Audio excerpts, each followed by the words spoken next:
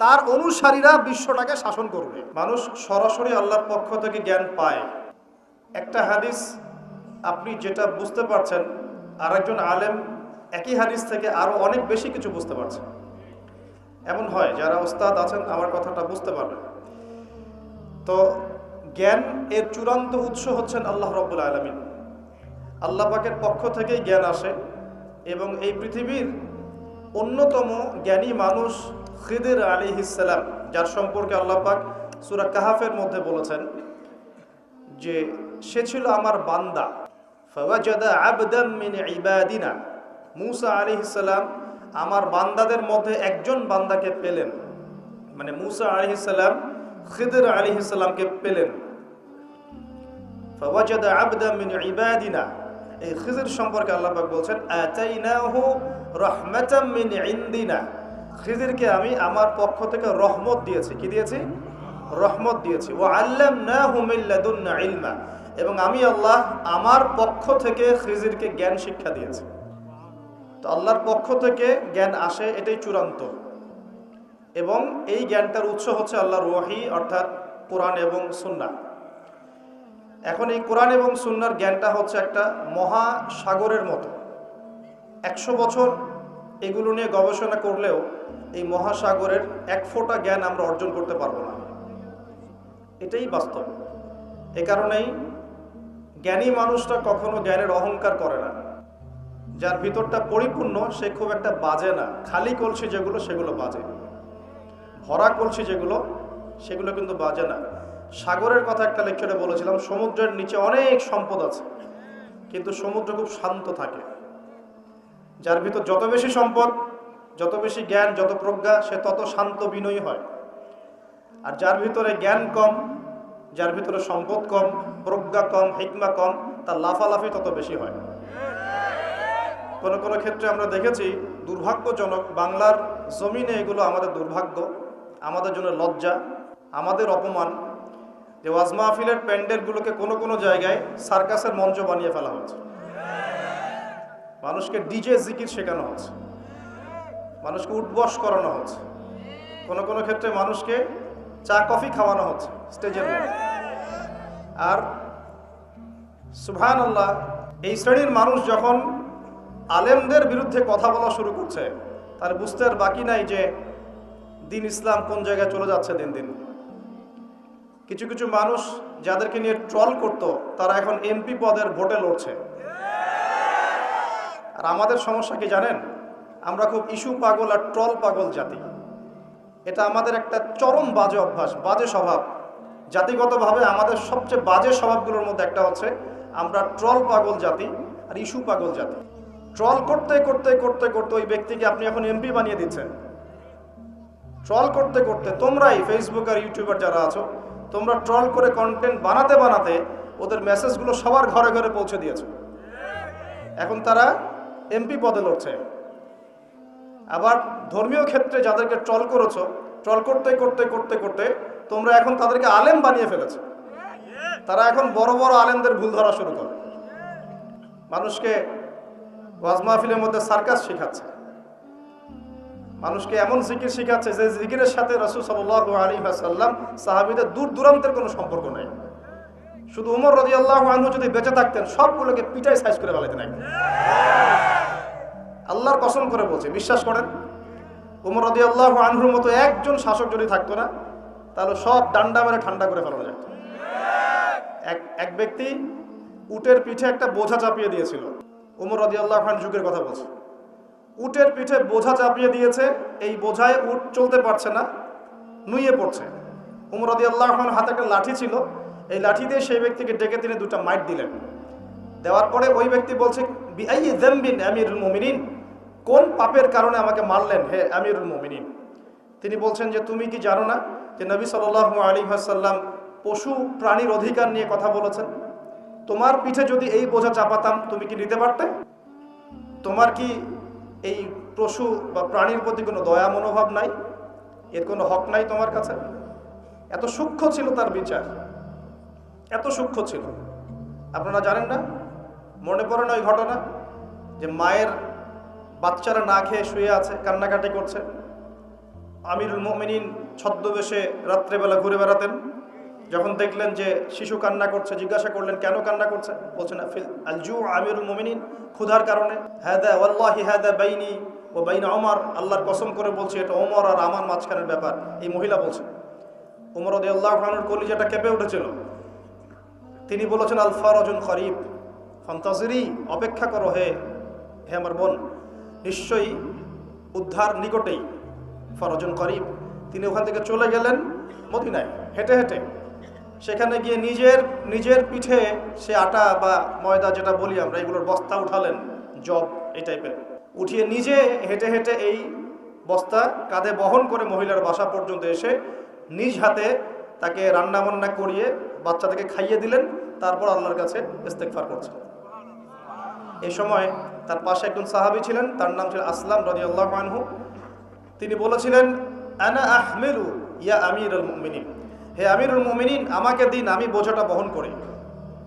তখন উমর রাদিয়াল্লাহু আনহু যে কথাটা বলেছিলেন, এই একটা কথাই পুরো বিশ্বের পলিটিক্যাল সিস্টেম পরিবর্তন করার জন্য যথেষ্ট। এই একটা শব্দ, এই একটা কথা। সেটা কি? তিনি বলছেন হাল তাহমিলু উজরি ইয়াউমাল কিয়ামাহ, তুমি আজকে আমার এই আটার বস্তা বহন করতে চাচ্ছ আসলাম, কালকে আমাদের মাঠে কি তুমি আমার পাপের বোঝা বহন করবে? হাল তাহমিলু উজরি ইয়াউমাল কিয়ামাহ, তুমি কি কিয়ামতের মাঠে আমার পাপের বোঝা বহন করবে, আমার দায়িত্ব বহন করবে? আমি যে আমিরুল মুমিনিন, আমাকে আল্লাহ পাক বিশাল দায়িত্ব দিয়েছেন, যখন হিসাব নেবেন তুমি কি আমার পাপের হিসাব দিবে? এই একটা সেন্টেন্স যদি প্রত্যেক পলিটিশিয়ানের কলিজার মধ্যে ঢুকে যেতে পারে, সোনার বাংলা ইসলামিক খেলাফত কায়েম হয়ে যাবে। সিস্টেম কোথায়? উমর রাদিয়াল্লাহু আনহুর। আর এই বিশ্ব চলছে কিভাবে? এখন বেশি বললেও সমস্যা, বেশি বলাও যাবে না। আধ্যাত্মিকভাবে এই জন্যে আল্লাহর কাছে তওবা করে ফিরে আসার দাওয়াত তো দেওয়া যাবে নাকি? আল্লাহ রাব্বুল আলামিন যাকে যত বড় দায়িত্ব দিয়েছেন তার কাছে তত কঠিন হিসাব নেবে, এটা চূড়ান্ত। এই স্টেটমেন্ট আপনি পাল্টাতে পারবেন না। আল্লাহ পাক যাকে যত বড় দায়িত্ব দিয়েছেন তার কাছ থেকে তত বড় হিসাব নেবেন। যার দায়িত্ব যত কম তার হিসাব তত আসান। হিসাব কঠিন হবে মূলত দুই শ্রেণীর মানুষের। এক, যারা এই যে আমরা দিন ইসলামের রিপ্রেজেন্টেটিভ, দিনের আলেম, দিনের বক্তা, দিনের দায়ী, দিনের মুফতি, মুহাদ্দিস, মুফাসসির, আমাদের হিসাব কঠিন। আর সেই দিনের কান্ডারি হয়ে দিনকে আজকে কোনো কোনো জায়গায় রঙ্গমঞ্চ বানিয়ে ফেলা হয়েছে। একটু ভয়ও করে না, বুকটাও কাঁপে না। ওয়াজ মাহফিল স্টেজে বসে মানুষকে দিনের নসিহত করার তো দূরের কথা, ডিজে জিকির শেখানো হচ্ছে, উল্টাপাল্টা জিকির শেখানো হচ্ছে, লাফালাফি করা হচ্ছে, হাসি তামাশার পাত্র বানানো হচ্ছে, ট্রল করা হচ্ছে, ফাইজলামি শুরু করেছে ওয়াজ মাহফিল নিয়ে। 1 ঘন্টা 1.5 ঘন্টা মানুষ কথা বলবে, দূর দূরান্ত থেকে মানুষ এসেছে, প্রতিটা সেকেন্ড এবং মিনিট এখানে ইম্পর্টেন্ট।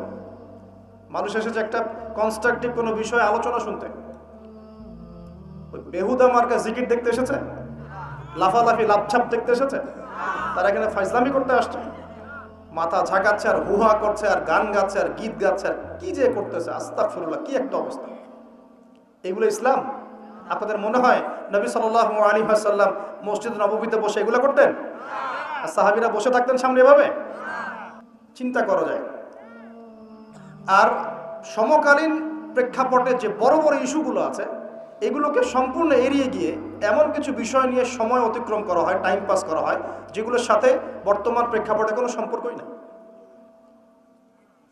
কার মাসিকের কি মাসালা, কার হাইজ নেফাসের কি মাসালা হলো, হ্যাঁ, বাসায় 2টা আয়না থাকলে 2টা আয়নাতেই চেহারা দেখার সময় কি দোয়া পড়তে হবে, কত কি মানুষের মাথায়, কত ইম্পর্টেন্ট প্রশ্ন এখন মানুষের, কত প্রশ্ন, খুঁটিনাটি, চুল কিভাবে কতটুকু লম্বা করতে হবে, হ্যাঁ, 3 ভাগ খেতে বলা হয়েছে পেটের, যদি একটু বেশি খেয়ে ফেলি, 1 ভাগ খেতে বলা হয়েছে, একটু বেশি খেয়ে ফেললে কি গোনা হবে, হ্যাঁ, একটা মেয়ের দিকে এক দৃষ্টিতে তাকানো যায়, যদি আমি 2 মিনিট তাকাই তাহলে কি গোনা হবে? কত প্রশ্ন, কত ইম্পর্টেন্ট প্রশ্ন, মেয়েলি প্রশ্ন, কি একটা অবস্থা, কি অবস্থা! ইম্পর্টেন্ট ইস্যুগুলো কোথায়? এখনকার বিশ্বে, চলমান বিশ্বের সবচেয়ে ইম্পর্টেন্ট ইস্যু চলছে এখন মূলত 3টা। কয়টা? একটা চলে গেছে করোনা ইস্যু, এটা একটা ওয়ার্ল্ড অ্যাফেয়ার্সের বড় ইস্যু ছিল। এখন চলছে ইউক্রেন রাশিয়ার ইস্যু, যেটার সাথে পুরো বিশ্বের অর্থনৈতিক সিস্টেম জড়িত আছে এবং পুরো বিশ্বের মধ্যে বড় ম্যাসাকার একটা যুদ্ধ জড়িত আছে, যেটা যদি হয় আল্লাহ না করুক পুরো বিশ্ব জুড়ে, তাহলে বিশ্বের বড় বড় রাষ্ট্রগুলোরও পতন হয়ে যেতে পারে, আল্লাহ ভালো জানে। জনগণের অবস্থা খুব খারাপ হবে। একটা মেজর ইস্যু চলছে ইউক্রেন রাশিয়া ইস্যু। এখানে মুসলিমদের কি ভূমিকা, মুসলিম দেশগুলোর কি ভূমিকা, বৈশ্বিক সংকটে আমরা কিভাবে সার্ভাইভ করব, এগুলো কোনো ইস্যুই না এখন। এই জ্ঞানই তো নাই মাথায়, এই কারণেই তো টাইম পাস করতেছে বসে বসে। কারণ টাইম পাস করলে তো হাদিয়া দিবেন। আপনারা তো দেখতে চান কতক্ষণ ওয়াজ করলো, কি ওয়াজ করলো সেটা তো আপনার জানার বিষয় না। অডিয়েন্স দেখতে চায় কতক্ষণ ওয়াজ করলো, মাহফিল কমিটি দেখতে চায় কতক্ষণ ওয়াজ করলো, কি বলছে সেটা তো ফ্যাক্ট না আপনার কাছে। আধা ঘন্টার লেকচারে মানুষ এত দামি কথা বলতে পারে যেটা মানুষ একদিন লেকচার করে দিলেও দিতে পারবে না। এবং যার যত বেশি জ্ঞানের গভীরতা তার কথা তত সংক্ষিপ্ত হয়। একটা হাদিসের মধ্যে আসছে, রাসূল সাল্লাল্লাহু আলাইহি ওয়াসাল্লাম একজন সাহাবী বলেছেন, এটা আসার হাদিস না, এটা আসার, সাহাবীদের একটা চিহ্ন, তাদের থেকে আসছে। তারা বলছেন, যখন তোমরা দেখবে জুমার খুতবা হচ্ছে খুব লম্বা, অনেক লম্বা খুতবা হচ্ছে, নামাজ খুব সংক্ষিপ্ত, তখন বুঝবা ওই যুগটা হচ্ছে অজ্ঞদের যুগ। কিসের যুগ? কারণ অজ্ঞদেরকে বোঝাতে অনেক সময় লাগে। একটা বিষয়, সহজ বিষয় বোঝাতে অনেক সময় লাগবে, কারণ কিছুই বোঝে না তারা, প্রত্যেকটা বিষয় খুঁটিনাটি বোঝাতে হয়। আর যখন দেখবে যে জুমার খুতবা হচ্ছে সংক্ষিপ্ত, নামাজটা হচ্ছে লম্বা, বুঝবে এই যুগটা জ্ঞানী মানুষদের যুগ। কারণ জ্ঞানী মানুষদেরকে বেশি কথা বলতে হয় না, টাচ দিলে বুঝতে পারে কি বলতে যাচ্ছে তারা, কি ওয়াজ করতেছে সেটা বড় কথা না, কতক্ষণ ওয়াজ করছে এটা এখন বড় কথা হয়ে গেছে। তো এগুলো চলছে, এই মেজর ইস্যু যেটার সাথে পুরো বিশ্বের অর্থনীতি, রাজনীতি, সমরনীতি, ফাইন্যান্স, গ্যাসের দাম, তেলের দাম, ভোগ্যপণ্যের দাম, নিত্য প্রয়োজনীয় পণ্যের দাম, রেমিটেন্স, আপনার ডলার রিজার্ভ, মুদ্রাস্ফীতি সব জড়িত হয়ে আছে ইউক্রেন রাশিয়া ইস্যুর সাথে। সবকিছু জড়িত এই ইস্যুটার সাথে, কোনো আলাপ নাই। আচ্ছা ওটা বাদ দেন, আমাদের না ওটা। এখন টাটকা ইস্যু চলছে কোরআন পুড়িয়ে দেয়া, চলছে না? পশ্চিমারা কোরআন পুড়িয়ে দিচ্ছে। কোরআনের প্রতি এত ক্ষোভ কেন পোড়াচ্ছে? এটা কি ওদের বাক স্বাধীনতা? এখন কি মানবতা বিরোধী অপরাধ হচ্ছে না?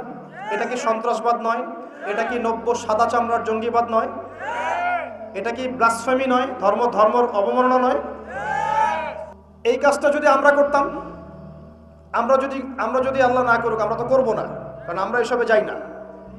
আমাদের মধ্যে কোনো মুসলিম ভাই আল্লাহ না করুক যদি অন্য কোনো ধর্মগ্রন্থ পোড়াতো, তাহলে আপনার কি মনে হয় অবস্থা এমন থাকতো? টুটি চিপে ধরতো, কলার চিপে ধরতো। এখন কিছু হয় না, এখন ব্লাসফেমি হয় না, মানবতার বিরোধী অপরাধ হয় না, এটা সন্ত্রাসবাদ না, এটা জঙ্গিবাদ না। তারা যে সারা বিশ্বে প্রত্যেক মুসলিম কান্ট্রিতে লক্ষ লক্ষ মুসলিম ভাই বোনদেরকে হত্যা করছে, এটা জঙ্গিবাদ না, এটা সন্ত্রাসবাদ না? ওরা তো ছেলেতে বিয়ে করে, ন্যাংটা হয়ে ঘোরাফেরা করে, উলঙ্গ হয়ে ঘোরাফেরা করে। ওদের সমাজে এক একটা মেয়ে বিয়ের আগে 10 বার করে সেক্স করে, কমপক্ষে এক একটা ছেলে বিয়ের আগে 10-20টা মেয়ের সাথে সাধভোগ করে। ওরা আমাদেরকে শেখায় এখন সভ্যতা কাকে বলে, ওরা আমাদেরকে শেখায় জ্ঞান কিভাবে শিখতে হবে, ওরা আমাদেরকে যে মতবাদ শেখায় আমরা সেটা কাট পেস্ট করে প্রয়োগ করি। সবকিছু ওদের থেকে আসতেছে আমাদের এখানে। আমরা আমাদের গায়রত, কোরআন এবং সুন্নাহ আদর্শ হারিয়ে ফেললাম, এতই দুর্বল হয়ে গেলাম। ওরা যে কোরআন পুড়িয়ে দিচ্ছে, এই ইস্যু নিয়ে কয়টা ওয়াজ শুনেছেন? কয়টা প্রশ্ন শুনেছেন? মানুষের প্রশ্ন মাশাআল্লাহ, এত সূক্ষ্ম প্রশ্ন। ভাই সুবহান রাব্বিয়াল আযীম 3 বার জায়গায় 4 বার পড়লে কি গুনাহ হবে? কি বিশাল প্রশ্ন আপনার। মানে এই প্রশ্নের উত্তর না জানলে অবস্থা খারাপ হয়ে যেত একদম। একজন আমাকে বলেছিল যে এত হাই থটের বিষয় নিয়ে, টপিক নিয়ে কথা বলার কি দরকার, ওযু আর গোসলের মাসালা শেখানো যায় না? এটা বলেছে। হ্যাঁ, খুব অ্যাগ্রেসিভ আমার প্রতি, পারলে মাইট দেয় আমাকে। তখন তা বললাম যে সারা জীবন কি ওযু আর গোসলের মাসালাই শিখবেন? এটা তো মানুষ নুরানি ক্লাসে শিখে শেষ করে, বক্তব্যে শিখে শেষ করে ওযু কেমন করে করতে হয়, গোসল কেমন করে করতে হয়। একটা সময় মুসলিমরা পুরো বিশ্বকে নেতৃত্ব দিত। মানে আমরা যদি বিশ্বের কোনো দেশকে বলতাম ওঠো, ওরা উঠতো, বসতো, বলতাম বসো, বসতো। এই জায়গায় আমরা ছিলাম একদিন 2 দিন না, প্রায় 1200 বছর। কত বছর? 1200 বছর। এই জেনারেশন কি এই কথাটা জানে সত্যি? এই জেনারেশনের কত পার্সেন্ট মানুষ এটা জানে? কত পার্সেন্ট যুবক এটা জানে যে আমাদের শেকড় কোথায়? এই উপমহাদেশে ইসলাম কিভাবে এসেছে, ইউরোপে ইসলাম কিভাবে গেছে, ওরা কিভাবে ইসলাম বিদ্বেষী হলো, কয়টা ক্রুসেড হয়েছে, কয়টা ক্রুসেড তারা লঞ্চ করেছিল, কতবার তারা আমাদের উপর আক্রমণ করেছে, কেন তারা পুরো বিশ্ব জুড়ে মুসলিমদেরকে আজকে মেরে ফেলতে চায়, ডমিনেট করতে চায়, কেন চায়, উদ্দেশ্য কি ওদের, কেন কোরআন পুড়িয়ে দিচ্ছে, এর সাথে কি শত্রুতা? আল্লাহ পাক কোরআনকে বলছেন যে ওয়ালাকাদ সাররাফনা ফি হাযাল কুরআন লিন-নাস মিন কুল্লি মাসাল, আমি এই কোরআনের মধ্যে মানব জাতির জন্য সমস্ত বিষয় বর্ণনা করেছে, বলে সুবহানাল্লাহ। আল্লাহ পাক বলছেন ওয়া নাযালনা আলাইকাল কিতাব, হে নবী আমি তোমার প্রতি এমন কিতাব নাযিল করেছি তিবিয়ানান লিকুল্লি শাই, যে কিতাবটা প্রতিটা বিষয়কে ব্যাখ্যা করবে, ওয়া হুদা ওয়া রাহমাতান, এটা হেদায়েত এবং এটা রহমত, ওয়া বুশরা লিল মুসলিমিন, মুসলিমদের জন্য এটা বুশরা সুসংবাদ। তো এত সুসংবাদে পরিপূর্ণ বইটাকে কেন পড়াচ্ছে তারা? কার প্রতি বিদ্বেষ? কেন কোরআনকে সহ্য করতে পারছে না? কারণ কোরআন ওদের সমকামিতার বিরুদ্ধে, কোরআন ওদের সুদের বিরুদ্ধে, কোরআন ওদের জুলুমের বিরুদ্ধে। কোরআন পৃথিবীর সমস্ত জুলুমের বিরুদ্ধে দাঁড়িয়ে যাবে। কোরআন পর্নোগ্রাফির বিরুদ্ধে, কোরআন এই জিনার বিরুদ্ধে, কোরআন ওদের সমস্ত নোংরামির বিরুদ্ধে। এই কারণেই কোরআনের সাথে এত শত্রুতা। ওরা সারা বিশ্ব জুড়ে চুরি আর ডাকাতি করছে, কোরআন তার বিরুদ্ধে। সারা বিশ্ব জুড়ে শিরক ছড়িয়ে দিচ্ছে, কোরআন তার বিরুদ্ধে। সারা বিশ্বরা মতবাদ ছড়িয়ে দিচ্ছে যে আল্লাহর পুত্র আছে ঈসা আলাইহিস সালাম, নাউযুবিল্লাহ, কোরআন তার বিরুদ্ধে। তারা মুহাম্মদ সাল্লাল্লাহু আলাইহি ওয়াসাল্লাম এবং তার সুন্নতকে অস্বীকার করে, কোরআন তার পক্ষে। কোরআনে বলা হচ্ছে যে আল্লাহর জমিনে আল্লাহ পাকের দিনটা প্রতিষ্ঠা করতে হবে, ওরা তার বিপক্ষে। এই সমস্ত কারণে ওরা কোরআনকে জ্বালিয়ে দিতে চায়। এখন কোরআনে কখনো বলা আছে নিরপরাধ কোনো মানুষকে হত্যা করতে হবে? এইরকম একটা কিতাবকে তারা কেন পড়াচ্ছে? এই ইস্যু নিয়ে কতগুলো ওয়াজ মাহফিল শুনেছেন, কয়টা প্রশ্ন শুনেছেন? সমস্যা আমাদের মধ্যেও, সমস্যা আপনাদের মধ্যেও, সমস্যা অডিয়েন্সের মধ্যেও, সমস্যা যে স্পিচ দিচ্ছে তার মধ্যেও। আমরা কেউই পারফেক্ট না, আমরা সবাই আমাদের জায়গা থেকে খেয়ানত করছি, আমরা সবাই যার যার জায়গা থেকে আমানতের খেয়ানত করছি। যদি আমরা সবাই যার যার জায়গা থেকে আমানতদার হতাম, আজকে ইসলামের অবস্থা এমন হতো না। বিশ্বাস করেন, সেকুলার সমাজ, নাস্তিক সমাজ, বা যারা একটু মুক্ত চিন্তা বলে, বাক স্বাধীনতার কথা বলে, মুক্ত চিন্তার কথা বলে, যারা দাবি করে তারা একটু স্মার্ট, এমন দাবি করে না, এই বিশাল কমিউনিটি ইসলামের নামে এরকম কিছু ভণ্ডামি দেখে ইসলাম সম্পর্কে বিরূপ ধারণা সৃষ্টি করে, এবং এই ইস্যুগুলোকে কেন্দ্র করে তারা সারা ওয়ার্ল্ডে প্রোপাগান্ডা চালায় ইসলামটা এমন। ইসলাম কি এমন? ইসলামকে আজকে হাসি ঠাট্টার পাত্র বানানো হয়েছে। এগুলো দেখে কোনো মানুষ ভালো থাকতে পারে? যদি ভিতরে ঈমান থাকে, আপনার ভিতরে রক্তক্ষরণ হবে, আপনার কলিজা কাঁদবে, ভিতরে একটা জ্বলন ফিল হবে, আগুন জ্বলবে ভিতরে, সমুদ্রের মতো। সমুদ্র আস্তে আস্তে বয়ে যাচ্ছে ঠিকই, ভিতরে কিন্তু আগ্নেয়গিরি আছে। জানেন সমুদ্রের ভিতরে কি আছে? আগুন আছে, আগুন। কিয়ামতের দিন ফেটে পড়বে সমুদ্র, একদম কিয়ামতের দিন সমুদ্র ফেটে পড়বে এবং পানিতে আগুন লেগে যাবে। আমরা তো জানি যে পানিকে নেভায়, আগুনকে নেভায় পানি, তাই না? কিয়ামতের মাঠে উল্টা হবে, আগুনেই পানিতে আগুন লেগে যাবে কিয়ামতের মাঠে। সূরা তাকবীর পড়ে দেখেন, এর নিচের মধ্যে এরকম আগুন আছে। এগুলো দেখার পরেও কোনো ইমানদার মানুষ ভালো থাকতে পারে? টাটকা ইস্যু ছিল এই যে একটা বৈশ্বিক সংকট, যুদ্ধ চলছে সারা বিশ্বে, তার উপর করোনার একটা প্রভাব চলে গেছে। একটা আছে এই যে কোরআন ইস্যু চলছে এখন, আর সবচেয়ে লেটেস্ট, এবং এটা তো চলছেই বিগত 80 বছর থেকে, আবার নতুন করে ইস্যু চলছে এখন, প্যালেস্টাইন, ফিলিস্তিন এবং ইসরায়েল ইস্যু চলছে না? এখনকার ইস্যু ওদের, এখনকার ভিশন কি?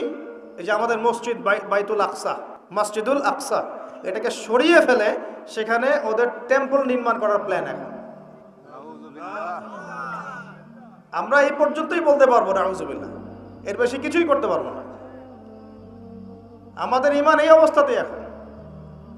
একটা লেভেল থাকে, মান রাআ মিনকুম মুনকার, কেউ যদি কোনো মুনকার কাজ দেখে, ফালিয়ুগাইয়ির বিয়াদিহি, ক্ষমতা থাকলে হাত দিয়ে সরিয়ে দিবে, মানে ক্ষমতা থাকলে একদম লড়াই করে সরাই দিবে। এটা এক নাম্বার। 2, ওয়াইল্লাম ইয়াস্তাতি', যদি সেটা করতে না পারে, ফাবিলিসানিহি, কমপক্ষে লিসান দিয়ে বলবে। লিসান দিয়ে বলে কয়জন? ওঠেন বসেন ওয়াজ মাহফিল চলছে এখন, লিসান দিয়ে বলে কয়জন? কয়জন হকপন্থী উলামায়ে কেরাম এই পুরো ওয়ার্ল্ড অ্যাফেয়ার্সের বড় বড় ইস্যুগুলোকে নিয়ে বীর দর্পে কথা বলছে বাংলার মাটিতে। কিন্তু দেখতে হবে তো, আপনাকে খেয়াল করতে হবে তো বিষয়গুলো। ওয়াজ মাহফিল কি আল্লাহর আমানত না? দ্বীনের আমানত না? এটা কি মুসলিমদের পক্ষে কথা বলবে না বিপক্ষে কথা বলবে? ইসলামকে রিপ্রেজেন্ট করবে কি না? তাহলে ওই ইস্যুটা কি বড় ইস্যু নয়? শেষ জামানার হাদিসগুলো পড়ে দেখেন, শেষ জামানার সবচেয়ে ইম্পর্টেন্ট জায়গা হচ্ছে এই প্যালেস্টাইন, এই জেরুজালেম। এই জেরুজালেম থেকেই শেষ জামানার সবচেয়ে বড় বড় ঘটনাগুলো ঘটবে। ওইখানেই দেখবেন দাজ্জালের সাথে লড়াই হচ্ছে, দাজ্জালকে মেরেও ফেলা হবে ওইখানেই। ওই জায়গাগুলোতেই ঈসা আলাইহিস সালাম আসবেন, ওখানে ইমাম মাহদী, সবই ওখানে। শেষ জামানার বড় বড় ক্যারেক্টার সব ওখানে, সবই ওখানে। এমনকি যে বাহিনীর কথা বলা হয়েছে শেষ জামানায়, একটা বাহিনী, আল্লাহর সেনাবাহিনী লড়তে লড়তে লড়তে লড়তে ওই জেরুজালেম পর্যন্ত চলে যাবে। পৃথিবীর কোনো শক্তি ওদেরকে দমন করতে পারবে না। এটাও হাদিস আসছে। এমনকি এমনও হাদিস আসছে যে লাতুকাতিলুন্নাল ইয়াহুদ, তোমরা ইহুদদের সাথে যুদ্ধ করবে, নবীজি বলেছেন। এমনকি কোনো ইহুদ যদি, ওদের কোনো যোদ্ধা যদি এই পাথরের বা গাছের পিছনে গিয়ে লুকায়, এই গাছ এবং পাথর কথা বলা শুরু করবে। যে কোনো আলেমকে জিজ্ঞাসা করে হাদিসটা বলে দিবে। গাছ এবং পাথর কথা বলা শুরু করবে, ইয়া মুসলিম, হে মুসলিম, হে মুসলিম সৈন্য, ইন্না ওয়ারা'আল ইয়াহুদ তাআল ফাকতুলহু, আমার পিছনে একজন লুকিয়ে আছে, আসো একে হত্যা করে যাও। গাছ এবং পাথর কথা বলবে। গাছ পাথর কেন কথা বলবে? কারণ আল্লাহ পাকের জড়বস্তু দীর্ঘদিন ধরে এদের জুলুম দেখতে দেখতে অতিষ্ঠ হয়ে যাবে। বড় বড় ইস্যু নিয়ে কোনো কথা নাই। আপনার মাসিকের মাসালা নিয়ে পড়ে আছেন, কতদিন লাগে মাসিকের মাসালা শিখতে? যৌন সহবাসের মাসালা শিখতে কতদিন লাগে? সহবাসের দোয়া শিখতে কতদিন লাগে? নামাজের নিয়ম কানুন শিখতে কত বছর লাগে? এটা তো 10 বছর 11 বছরই শেষ হয়ে যায়। 10 বছর বয়সে নামাজ ফরজ হয়েছে, আপনার তো মোটামুটি 10 থেকে 12 বছরের মধ্যে নামাজের সব নিয়ম জানা উচিত। এখনও শেখাতে হবে সেজদায় হাঁটু আগে না হাত আগে, এখনও শেখাতে হবে হাত কোথায় বাঁধতে হবে, এখন এই মাসআলাগুলোকে নিয়ে ঝগড়া করতে হবে আর মসজিদ ভাগ করতে হবে। সুবহানাল্লাহ, কি চলছে উম্মার মধ্যে একটু ভাববেন না আপনারা? কি চলছে? এগুলোই চলবে, এগুলোই চলবে। সামনে একটা সময় আসতেছে, ওইদিকে আমি একটু পরে আসতেছি। ওই যে বললাম ঘুম হারাম হবে, ওই ঘুম হারাম একটু পরে করতেছে, আগে এইদিকে আমি শেষ করি। ওয়ার্ল্ডের যে বড় বড় ইস্যু তার মধ্যে এটা একটা ইস্যু ছিল, এখন চলছে। এখন ওরা কি বলেছে জানেন? ওদের গভর্নমেন্ট কি বলেছে? তার আগে বলি, ওই জায়গাটা কি মুসলিমদের না অমুসলিমদের? ওই জায়গাটা কাদের? উমর রাদিয়াল্লাহু আনহু ওই জায়গা বিজয় করেন নাই? সালাহউদ্দিন আইয়ুবী রাহিমাহুল্লাহ বিজয় করেন নাই? ওই জায়গায় মুসলিমরা প্রায় 1200-1300 বছর থেকে ছিল না? ওইখানে আমাদের বাড়িঘর থেকে মুসলিমদেরকে দূর দূর করে তাড়িয়ে দেওয়া হচ্ছে কেন? আর কারা তাড়িয়ে দিচ্ছে? কাদের ক্ষমতায়? এই বিষয়গুলো নিয়ে ভাবতে হবে না? পড়াশোনা করতে হবে না? প্রথম বিশ্বযুদ্ধের আগ পর্যন্ত ওই জায়গাটা আমাদেরই ছিল। প্রথম বিশ্বযুদ্ধ হয়েছে 1914 থেকে 18 সালের মধ্যে। 1914 থেকে 18, এই যে এখন চলছে কত, 2023, এই যে 100 বছর হয়ে গেল। এই প্রথম বিশ্বযুদ্ধের পর সময় ব্রিটেন, নাম শোনেন না? ব্রিটিশরা এই যে আমাদের সাবকন্টিনেন্টে 200 বছর শাসন করেছিল। ইতিহাস পড়েন নাই? ইতিহাস পড়বেন কি? এখন তো ওই নীল বিদ্রোহের ইতিহাস নাই, হাজী শরীয়তুল্লাহর নামই নাই, তিতুমিরের নামও নাই, ফরাইজি আন্দোলনের নামই নাই। ইতিহাস পড়বে কি আমাদের বাচ্চারা? পড়তেছে বিবর্তনবাদ। কি পড়তেছে? আর ইতিহাস বইয়ে বিবর্তনবাদ কেন, সেটাও তো একটা প্রশ্ন। ইতিহাস কি এটা? বিবর্তনবাদ কোন ইতিহাস? তাদের মধ্যে একজন বলেছিল, একজন ভদ্রলোক, জ্ঞানী মানুষ, কিন্তু তারা অন্যদিকে জ্ঞানী, আর ইসলামিক জ্ঞান নাই, তো এই কারণেই বলছে ইসলামিক জ্ঞানের অভাব আছে। তো বলছে আসলে এটা বিবর্তনবাদ নয়, এটা হচ্ছে আমাদের আদি মানুষরা কেমন ছিল তাদের চেহারার একটা সুরত দেওয়া হয়েছে, সেটিং দিল। জিজ্ঞাসা করলাম যে আপনাকে এই নিশ্চয়তা কে দিয়েছে, আপনাকে এই জ্ঞানটা কে দিয়েছে যে আমাদের পিতা আদম আলাইহিস সালাম ওই রকম বাঁকা হয়ে হাঁটতেন? কে দিয়েছে আপনাকে? আপনি দেখেছেন? আপনি কি দেখেছেন যে আমাদের আদি পিতারা ওই রকম দেখতে ছিল? তাহলে এটা এখানে প্রতিষ্ঠা করলেন কেন? কি প্রমাণ আছে? আমরা কি সাহাবীদেরকে দেখেছি? কেউ কি বলতে পারবে আবু বকর রাদিয়াল্লাহু আনহু যে এইরকম ছিল? আপনি তার কোনো ছবি দেখেছেন? কোনো স্ট্যাচু আছে? আমরা কি স্ট্যাচু ওয়ার্শিপ করি? আমরা ছবি মূর্তির সংস্কৃতি লালন করি? এখন তোমরা করো, কিন্তু এটা কিন্তু ইসলামিক সংস্কৃতি নয়। এই ছবি মূর্তি নিয়ে যে পাগল হয়ে গেছো না, এটা একটা হাদিসের কিন্তু একটা সম্পর্ক আছে। নবী এক হাদিসে বলেছেন, ততক্ষণ পর্যন্ত কিয়ামত হবে না যতক্ষণ পর্যন্ত আমার উম্মতের একটা অংশ আবার শিরক এবং মূর্তি পূজা করবে না। ততদিন পর্যন্ত কিয়ামত হবে না যতদিন পর্যন্ত আমার উম্মতের একটা অংশ শিরক এবং মূর্তি পূজা করবে না। আমার উম্মতই করবে। এটা একটা ছবির পূজা হচ্ছে, অপ্রয়োজনীয় এত ছবির আসলে কোনো প্রয়োজন নাই। এটা অ্যাভয়েডও করতে পারছি না আমরা, আর আপনাদের কারণেই তো পারছি না। না বললে মাইন্ড করে, না বললে মাইন্ড করে, ভাই না প্লিজ। তখন আবার মাইন্ড করেন, মনে করেন যে অহংকার দেখাচ্ছে। তো অহংকার দেখাবো কেন? এটা তো নিষেধ হাদিসে। অপ্রয়োজনীয় কেন তুলবেন? কোনো প্রয়োজন নাই, এটা কোনো নেকিও নাই। মুসাফা করলে গোনা ঝরে যায়। মুসাফা করলে কি হয়? গোনা। দুজন মুমিন মুসাফা করছে, বিচ্ছেদ হওয়ার আগেই সব সগীরা গোনা ঝরে পড়ে গেছে। সেলফি উঠালে কি নাকি হবে? কি গোনা ঝরবে? এই সংস্কৃতি পরিবর্তন হয়ে যাচ্ছে তো।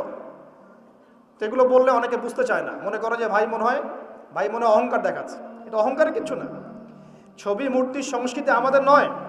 আমাদের সংস্কৃতি দোয়া এবং মুসাফার সংস্কৃতি। সালাম, দোয়া, মুসাফা, এর মধ্যে কল্যাণ। আসসালামু আলাইকুম, আপনার উপর শান্তি বর্ষিত হোক। ভাই ওয়ালাইকুম আসসালাম, আপনাদের উপরও শান্তি বর্ষিত হোক। মুসাফা করলেন, গোনা ঝরে গেল, বারাকাল্লাহ ফিক, আল্লাহ আপনাকে বরকত দান করুন। শেষ। তো যেখান থেকে আসলাম যে এটাও কিন্তু আমরা কি দেখেছি আমাদের পূর্বপুরুষদের এরকম ছবি ছিল? তাহলে এটা কনসেপ্ট কোত্থেকে আসলো যে আগে এমন, তারপর একটু এমন, তারপর একটু এমন, তারপরে এমন? কোত্থেকে আসলো এটা? তো এই জিনিসগুলো কেন ইনপুট করা হচ্ছে? আচ্ছা যাই হোক, ওইদিকে আমি পরে আসছি। এই জায়গাটা 1914 থেকে 18-এর মধ্যে ওদের হাতে চলে গেছে। কার হাত ধরে গিয়েছে? এই ব্রিটিশদের হাত ধরে। আচ্ছা, ব্রিটিশরা কি এই উপমহাদেশে ভালো কাজ করেছে না খারাপ কাজ করেছে? কোন কোন ক্ষেত্রে তারা মুসলিমদের চেয়েও ভালো কাজ করেছে। বলবো কোথায় কোথায়? ব্রিটিশ আমলের একটা ব্রিজ দেখবেন, ব্রিজ, একটা ব্রিটিশ আমলের ব্রিজ আজকেও ভাঙে নাই, এখনো ভাঙে নাই, সুন্দর চলছে। চলছে না? এরকম আছে না কনস্ট্রাকশন? আর আপনি ব্রিজ তৈরি করতেছেন, আমি করতেছি, আমরা কিছু কাজ করতেছি, 2 দিনে ভেঙে যাচ্ছে, এক বছরে ভেঙে যাচ্ছে, 10 বছরে ভেঙে যাচ্ছে। কারণ কি? কি কারণ? কারণ কি? তো এই ক্ষেত্রে ওদের অবকাঠামোগত কাজটা ভালো হয় নাই? রেল লাইন ছিল, কারা তৈরি করেছে? চলতেছে না এখনো? দুনিয়াবি কাজ যখন তারা করে, এমন ভাবে করে যাতে 100 বছর টিকে থাকে। এটা তো প্রশংসা করতে হবে নাকি? আধ্যাত্মিকভাবে ধর্মীয় ক্ষেত্রে তার প্রচুর জুলুম করেছে, করে নাই? জুলুম করেছে। ওরা ডিভাইড অ্যান্ড রুলে বিশ্বাসী ছিল। মানুষকে ভাগ করে দিবে দলে দলে, এবং মানুষ আপোষে মারামারি করতে থাকবে। ডিভাইড মানে ভাগ করো, শাসন করো। ঐক্যবদ্ধ থাকলে শাসন করা যায় না। আপনারা সবাই যদি ঐক্যবদ্ধ থাকেন, তখন আমি কিন্তু আমার কোনো মতবাদ আপনার উপর চাপাতে পারবো না। কিন্তু যদি আমি আপনাকে ভাগ করে ফেলি, 10টা গ্রুপে ভাগ করে দেই, তখন আমাকে কিছুই করতে হবে না, আপনারাই মারামারি করে শেষ হয়ে যাবে। এই কাজটা এখন সারা বিশ্বে মুসলিমদের দ্বারা হচ্ছে না? তো ওরা এই পলিসি অ্যাপ্লাই করেছিল। আমি একটু বলে দিই এই পলিসিটা কার। এই পলিসিটার কথাও কোরআনে বলা আছে। ওই যে বললাম, কোরআনে আল্লাহ পাক সব বলেছেন, প্রতিটা বিষয় আল্লাহ ব্যাখ্যা করেছেন। এই ডিভাইড অ্যান্ড রুল, এই পলিসি নতুন পলিসি নয়। এই পলিসি ছিল ফেরাউনের পলিসি। কার পলিসি? কোন সূরায় আছে এটাও বলে দেই, সূরা মুমিন। সূরা মুমিন, এই সূরার মধ্যে পড়লে আপনি দেখবেন ফেরাউন তার কওমটাকে এভাবে ভাগ করে করে করে শাসন করেছে, এবং দুর্বলদের উপরে জুলুম চাপিয়ে দিয়েছিল। দুর্বল ছিল কারা? বনু ইসরাইল। এই কারণে তাদের থেকে শ্রম নিয়েছে, পারিশ্রমিক দেয় নাই ঠিক মতো। যাই হোক, এখন ওদের হাত ধরে 1914 থেকে 18-এর মধ্যে এরা এই প্যালেস্টাইনে ঢুকে জায়গা দখল করে বসতি নির্মাণ করে আস্তে আস্তে শক্তিশালী হয়ে আমাদের ভাইদেরকে তাড়িয়ে দিয়ে, বাড়িগুলো গুড়িয়ে দিয়ে, মা বোনদেরকে ধর্ষণ করে আস্তে আস্তে আজকে এই পুরো জায়গাটা দখল করে ফেলেছে। এমনকি 3 থেকে 4 বার আরব রাষ্ট্রগুলো মিলে তার বিরুদ্ধে যুদ্ধ করতে গিয়েছিল, তারপরও তারা জিততে পারে নাই। একাই সে জয়লাভ করেছে, আরবরা পরাজিত হয়েছে। কিভাবে হলো? এমনি হচ্ছে। এখন তার জায়গা আছে, ল্যান্ড আছে, সে ল্যান্ড এক্সপেন্ড করতেছে, সে সেখান থেকে ইকোনমি শক্ত করেছে, পলিটিক্যাল ভিত্তি শক্ত করেছে, ওয়ার্ল্ড অ্যাফেয়ার্সকে সে নিয়ন্ত্রণ করছে, ফাইন্যান্স তার হাতে, প্রযুক্তি তার হাতে। আপনি কি মনে করছেন এগুলো এমনি হচ্ছে? এগুলো কি এমনি হয়েছে? একটা প্রশ্ন করব, এই অবস্থায় কি সে আগেও ছিল কখনো? উত্তর না। এই অবস্থায় বিগত 2000 বছরে সে আসতে পারে নাই। কত হাজার বছর? 2000 বছরে সে কখনো এখানে আসতে পারে নাই, বরং তাদের থাকারই কোনো জায়গা ছিল না। আমাদের নবী যখন মদিনায় হিজরত করেছেন, একটু বোঝেন, আমাদের নবী যখন মদিনায় হিজরত করেছেন তখন সেখানে ইহুদিরা থাকতো। কারা থাকতো? আর আওস ও খাজ্জাজ গোত্রের আনসার সাহাবীরা থাকতেন। আর কিছু কিছু খ্রিস্টান এবং পৌত্তলিক ছিল, মূলত ছিল ইহুদিরা। তারা ওখানে কি করছিল জানেন? তারা ওখানে অপেক্ষা করছিল শেষ নবী মুহাম্মদ সাল্লাল্লাহু আলাইহি ওয়াসাল্লামের জন্য। তাদের ধর্মগ্রন্থ তাওরাতে লেখা ছিল যে শেষ নবী একজন আসবেন, তার নাম হবে আহমদ। কি নাম হবে? আহমদ। আমাদের নবীর আরেক নাম কি? আহমদ। এটা আমাদের নবীজির আরেক নাম। এই যুব সমাজ জানে না তো, অনেকেই জানে না। এরা নেইমার মেসিকে চিনে, আমাদের নবীর নাম আহমদ তারা জানে না, অনেকেই জানে না। আমি চ্যালেঞ্জ করছি, আপনি জ্ঞান নিয়ে সুমারি করে দেখেন, যুব সমাজের অনেকেই বেসিক জিনিসই জানে না। আর এখন আরেকটা প্রজন্ম তৈরি করার চেষ্টা করা হচ্ছে যারা এতটুকুও জানবে না, ওইটুকুও জানবে না। এখন যা জানে তাও যেন না জানে। তো এটা তাদের ধর্মগ্রন্থে লেখা ছিল, এই কারণে তারা অপেক্ষা করছিল শেষ নবী আসলে তারা তার হাতে বায়াত করবে। কারণ তাদের ধর্মগ্রন্থে ছিল যে মুহাম্মদ সাল্লাল্লাহু আলাইহি ওয়াসাল্লাম যখন শেষ নবী হয়ে আসবেন তার অনুসারীরা বিশ্বটাকে শাসন করবে। করেছিল না? আবু বকর সিদ্দিক, ওমর রাদিয়াল্লাহু আনহু, উসমান, আলী, তাদের সময় রাদিয়াল্লাহু আনহু আজমাইন সারা বিশ্বকে আমরা শাসন করি নাই? খেজুর গাছের মসজিদের নিচে বসে, খেজুর গাছের নিচে ঘুমিয়ে উমর রাদিয়াল্লাহু আনহু এক ইশারায় রোম সাম্রাজ্য পারস্য দখল করেন নাই? ইতিহাস জানেন না আপনারা? এটা কিন্তু তাওরাতে লেখাই ছিল। তারা অপেক্ষা করছিল। তাহলে প্রশ্ন, তারা কেন তাকে স্বীকার করলো না? কেন নবী হিজরত করে যাওয়ার পরেও তারা নবীকে স্বীকার করলো না? উত্তর হচ্ছে একটা, নবী সাল্লাল্লাহু আলাইহি ওয়াসাল্লাম শেষ নবী হয়েছেন বনু ইসমাইলের বংশধর থেকে। বনু ইসমাইল মানে ইসমাইল আলাইহিস সালামের বংশধর থেকে মুহাম্মদ সাল্লাল্লাহু আলাইহি ওয়াসাল্লামের জন্ম হয়েছে। আর তারা হিংসা করেছে কেন? কারণ বনু ইসরাইলের মধ্যে কেন শেষ নবী আসে নাই, এই কারণে তারা স্বীকার করে নাই। আল্লাহ সূরা বাকারায় বলছেন ইয়ারিফুনাহু কামা ইয়ারিফুনা আবনাহুম, তারা নবীকে চিনে যেমন করে বাবা সন্তানকে চিনে। বলেন সুবহানাল্লাহ। এখন কথা শোনেন, ওখানে তিনটা গোত্র ছিল, ইহুদি গোত্র। কয়টা? তিনটা। একটার নাম বনু নজির। কি নাম? বনু নজির। এই বনু নজিরকে নবী সাল্লাল্লাহু আলাইহি ওয়াসাল্লাম যুদ্ধ করে তাড়িয়ে দিয়েছেন। এই যুদ্ধের কথা আছে সূরা হাশরের মধ্যে। কোন সূরায়? সূরা হাশর। 2 নম্বর ছিল বনু কাইনুকা। কি নাম? বনু কাইনুকা। এদেরকেও বিতাড়িত করা হয়েছে। আর 3 নম্বর ছিল বনু কুরাইজা। কি নাম? বনু কুরাইজা। এই বনু কুরাইজা চুক্তিবদ্ধ ছিল যে আমাদের সাথে থাকবে, আমাদের বিরুদ্ধে কাউকে হেল্প করবে না। কিন্তু খন্দকের যুদ্ধে ওরা মুশরিকদেরকে হেল্প করেছে, চুক্তি ভঙ্গ করেছে। এই কারণে নবী সাল্লাল্লাহু আলাইহি ওয়াসাল্লাম বনু কুরাইজা আক্রমণ করেছেন, তাদেরকে বিতাড়িত করে দিয়েছেন। আমাদের নবী কি বিনা অপরাধে তাদেরকে বের করে দিয়েছেন? এমন মানুষ তিনি ছিলেন? নাকি নিঃসন্দেহে তাদের কোনো না কোনো ফল্ট ছিল? কি ফল্ট ছিল? ফল্ট ছিল এই, তারা মুশরিকদের সাথে, অন্যদের সাথে মিলিত হয়ে ওই মদিনা রাষ্ট্রটাকে ধ্বংস করতে চাচ্ছিল, ঠিক যেমনটা তারা এখন প্যালেস্টাইনে করছে। তো এই কারণে তিনটা বড় বড় গোত্রকে নবী সাল্লাল্লাহু আলাইহি ওয়াসাল্লাম বের করে দিয়েছেন। আরও শোনেন, নবী সাল্লাল্লাহু আলাইহি ওয়াসাল্লাম যখন ইন্তেকাল করছেন, একদম ইন্তেকালের মুহূর্তে তার গায়ে জ্বর, প্রচণ্ড জ্বর, গায়ের তাপমাত্রা বেড়ে গেছে, তাকে গোসল দেয়া হচ্ছে এবং গোসল থেকে উঠে তিনি আবার বেহুশ হয়ে যাচ্ছেন, আবার পানি ঢালা হচ্ছে। এরকম একটা মুমূর্ষু অবস্থায় নবী সাল্লাল্লাহু আলাইহি ওয়াসাল্লাম বলছেন, তোমরা নামাজকে ছেড়ো না। তিনি বলছেন মেয়েদের ব্যাপারে এবং তোমাদের অধীনস্থদের ব্যাপারে সতর্ক থেকো। আরও বলছেন আরব উপমহাদেশ থেকে, আরবের জাজিরা থেকে ইহুদিদেরকে বের করে দিও। কখন বলছেন এই কথা? একদম শেষ সময়। আরও বলছেন তোমরা আমার কবরকে উপাসনার জায়গা বানিও না, আমার কবরকে সেজদার জায়গা বানিও না। এগুলো তিনি শেষ কথা বলে গেছেন। আর তারা ওদের হাত ধরে, ব্রিটেনের হাত ধরে অটোম্যানদেরকে পরাজিত করে ওই জায়গা দখল করে এই যে বিগত 100 বছর থেকে এখন মুসলিমদের উপর শাসন করতেছে। শেষ কি কথা বলেছে এটা শোনেন।